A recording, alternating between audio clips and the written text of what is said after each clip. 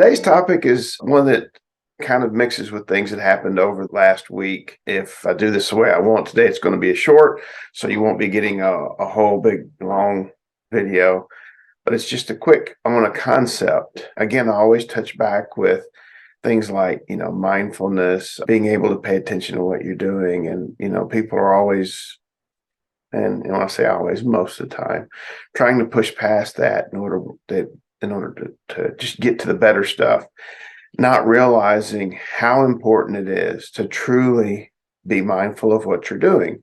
And people go, well, what do you mean? And I'm like, knowing what you do, like literally being able to calmly, not by ruminating on, not by over focusing and worrying, but relax and hit a middle spot where you're just aware of your surroundings and aware of what you do. The example in this case was someone had literally did something, and this is where my pet peeves or my little triggers hit when someone does something, and it was a whole thing about helping. And so just to give you the brunt of the story, I'm one of those people pretty much where I do what I do, and if I want help, I ask for it. I tell people that if I'm incapacitated, and you have the right to assume that I can't ask and you can, act accordingly. But otherwise, I will tell you, yes, I don't understand this. Please help me. And there are people who know me. I will bring them my phone in a heartbeat and go, I don't know, because I don't. Electronics is not my thing. Totally not. I will, in a heartbeat, give that up and say, you're the electronics genius, help. In this case, it was something as simple as putting a leash on a dog. Yeah, putting a leash on a dog. And I had the leash in my hand, and the individual literally got up and said, oh, no, this is how you do it. And they literally walked over to me and took the leash from my hand and said, here. And they started doing it. And I got up and walked away. And the person was so involved in what they did, they didn't even notice that I got up and walked away. Because I will do that. If I'm driving a car and I hear enough from the back seat about slow down, speed up, go here, do that, turn there, I will pull the car over, hand them the keys, go sit in the passenger seat and go drive. You want to drive, drive. If you don't want to drive, then, relax and enjoy the ride. So in this case, the individual who did that, and later on, we were having a conversation about just this topic, and they swore up and down they did not do that. And I just looked at them and I'm like, you really don't think that you got up, come over, took that out of my hands, and proceeded to do it and tell me how it was to be done? No. And I actually had to look around the room and go, witnesses, please. And everybody's sitting there laughing, going, oh, yeah, you did that. The individual either truly didn't remember or truly didn't want to remember. And, I could say it might have been either way. But in this case, I think it might be a case of not really actually paying attention to what you're doing. It is often the case that we go through life just doing things.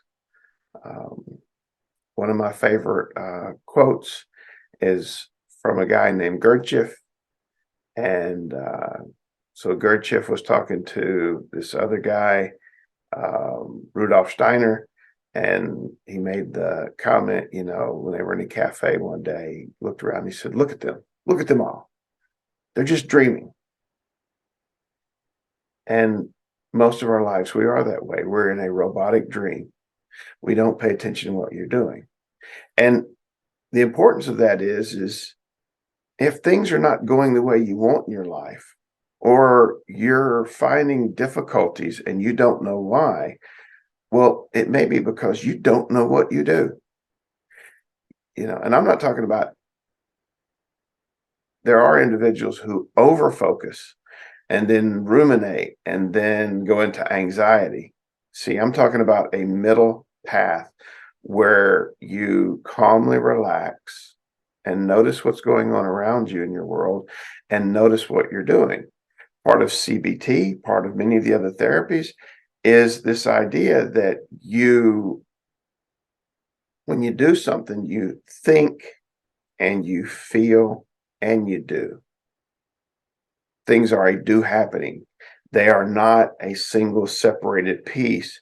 So a lot of the times when things are occurring, as they're occurring, you're thinking and feeling. It's just that we don't pay attention to it.